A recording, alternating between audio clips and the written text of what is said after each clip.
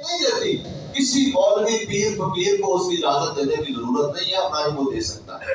تو اس لحاظ سے جو بندہ جان بوجھ کر نماز چھوڑتا ہے، جان بوجھ کر، نبی کریم صلی اللہ علیہ وسلم کے حدیث کے مطابق اس بندے نے کفر کا ارتکاب کیا. اور اگر میں آپ کو صرف ائمہ محدثین کے وہ فتاوی اور اقوال سناؤں اور بتاؤں، آپ حیران ہو جائیں گے کہ جو شخص نماز نہیں پڑھتا اس کے بارے میں کیا ہمارے ائمہ نے فتوے دیے ہیں. حتیٰ کہ یہاں تک فتویٰ دیا کچھ ائمہ نے کہ جو بندہ نماز نہیں پڑھتا اس بندے کا نکاح بھی باقی نہیں رہتا. میں اس بات کا قائل نہیں، لیکن آپ حیران ہوں گے پڑھ کر اس کے بارے میں یہ کہ جو بندہ نماز کو چھوڑ دیتا ہے، نماز نہیں پڑھتا، اس بندے کو اپنی بیوی سے الگ ہو جانا چاہیے. بلکہ یہاں تک کہ اس بندے کو اپنے گھر والوں سے الگ کر دینا چاہیے جو بندہ نماز نہیں پڑھتا. نبی کریم صلی اللہ علیہ وسلم نے کیا فرمایا کہ جو لوگ نماز سے پیچھے رہ جاتے ہیں، جماعت کے ساتھ نماز پڑھنے نہیں آتے، میرا دل یہ چاہتا ہے کہ میں جاؤں اور ان کے گھروں کو آگ لگا کر جلا دوں. یہ چھوٹی بات نہیں ہے. ہمارے نبی رحیم و شفیق پیغمبر جو اپنی امت کا اتنا خیال کرنے والے، یہ ان سے کیسے جو ہے نا انسان توقع کر سکتا ہے تو وہ اتنی سخت بات کرے. لیکن نماز کا مسئلہ ہی اتنا اہم ہے کہ آپ نے فرمایا اگر مجھے بچوں کا اور عورتوں کا خدشہ نہ ہو تو میں ان کے گھروں کو جلا کر راکھ بنا دوں جو لوگ نماز نہیں آتے. صحابہ کرام کیا فرماتے ہیں؟ ہمارے دور میں صرف نماز سے پیچھے، یعنی باجماعت نماز سے پیچھے دو قسم کے بندے رہتے تھے. ایک وہ بندہ جو بیمار ہوتا، دوسرا وہ بندہ جو پکا منافق ہوتا تھا، جس کا منافق ہونا سب کو معلوم ہوتا تھا. ایک ہے شک شبے والی بات نہیں، معلوم النفاق، جس کے نفاق کا ہر بندے کو علم ہوتا تھا، وہ بندہ نماز سے پیچھے رہتا تھا. آج ہماری کیا حالت ہے؟ خدا نہ خواستہ اگر میں اور آپ اپنے آپ کو دیکھیں تو ہم منافقوں کی صفوں میں نہیں کھڑے ہوں گے. آج منافقت کا علم کیسے ہوگا؟ سیدنا عمر فرمایا کرتے تھے رسول اللہ کے دور میں نفاق کی تعیین ہو جایا کرتی تھی، منافقوں کا علم ہو جایا کرتا تھا. لیکن آج ہم صاحب پر حکم لگائیں گے.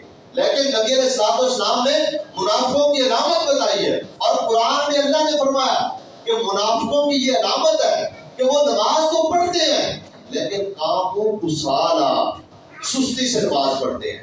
اور اللہ نے قرآن مجید کے اندر نمازیوں کے لیے ہلاکت کا ذکر کیا، بے نمازوں کے لیے نہیں کیا، نمازیوں کے لیے.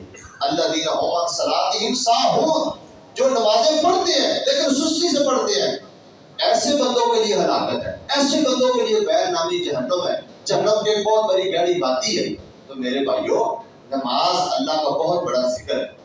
تو جو بندہ نماز نہیں پڑھنے آتا تو کیسے توقع کی جا سکتی ہے کہ وہ ان 10 ایام میں نمازوں کے بعد تکبیریں پڑھے یا اللہ کا ذکر کرے؟ حالانکہ اللہ تعالیٰ کا ذکر کرنا یہ بہت بڑی فضیلت والا عمل ہے.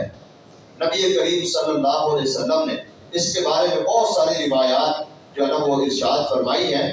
آپ نے فرمایا یہ ایام اللہ کے ہاں بہت بڑی فضیلت کے حامل دن ہیں. فَأَكْثِرُوا فِيهِ مِنَ التَّحْلِيلِ وَالتَّكْبِيرِ وَالتَّحْمِيدِ، ان کے اندر لا الہ الا اللہ، اللہ اکبر، سبحان اللہ، الحمدللہ، ان چیزوں کا کثرت کے ساتھ اہتمام کرو، بہت زیادہ اہتمام کرو. عام ایام کے اندر ان الفاظ کو پڑھنے کا بہت بڑا اجر ہے.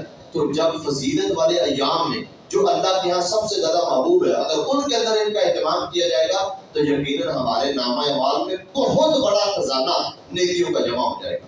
اور اس پر کوئی زور بھی نہیں لگتا، اس پر کوئی زیادہ انسان کو جو ہے نا وہ بندہ کام کاج کرتے ہوئے بھی اپنا ذکر اذکار جاری رکھ سکتا ہے. کام کاج کرتے ہوئے ساتھ ذکر اذکار کرتے رہے. اس لیے ان چیزوں کا اہتمام کرنا ایک مسلمان مومن کے لیے ضروری ہے. اور پھر اللہ تعالیٰ اس بندے کے بارے میں کیا فرماتے ہیں؟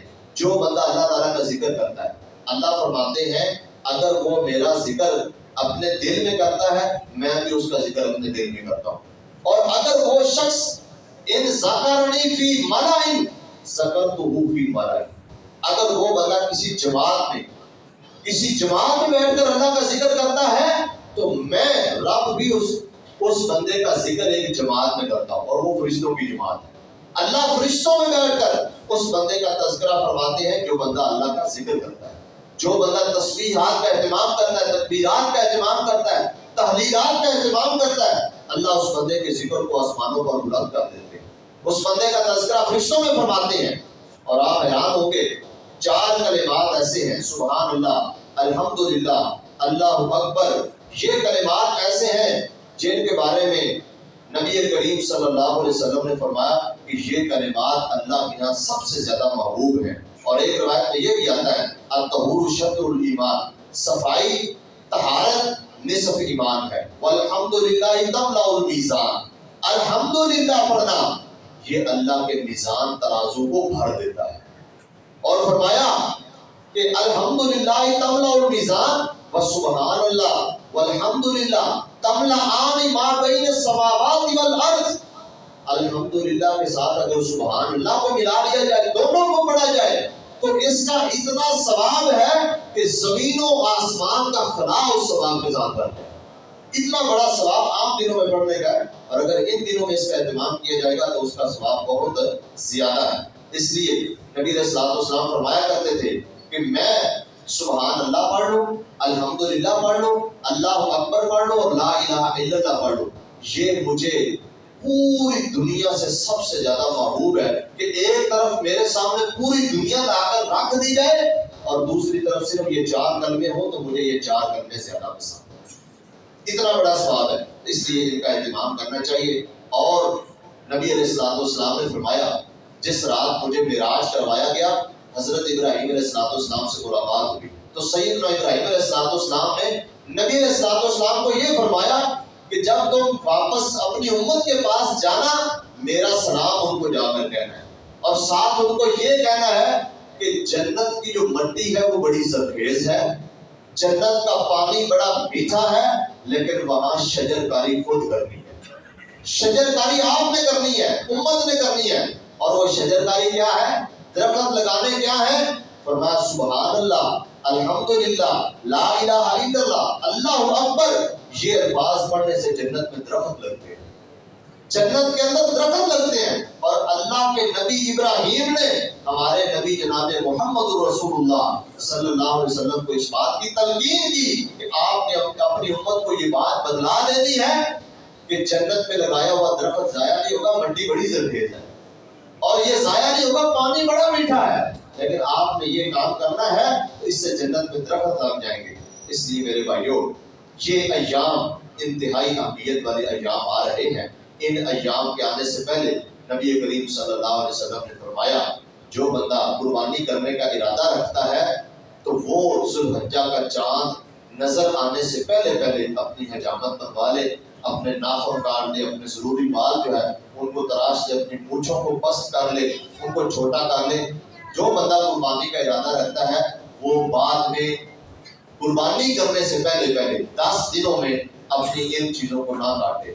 اور اسی طرح آپ نے ایک حدیث میں یہ بھی فرمایا وہ بندہ جو شخص قربانی کی استطاعت نہیں رکھتا، اس کے بارے میں آپ نے فرمایا کہ وہ بندہ اگر 10 ذوالحجہ کو ان لوگوں کی موافقت کرتے ہوئے اپنی حجامت بنوا لے گا، اللہ تعالیٰ اس بندے کو بھی اس قربانی کا ثواب ادا کر دے گا.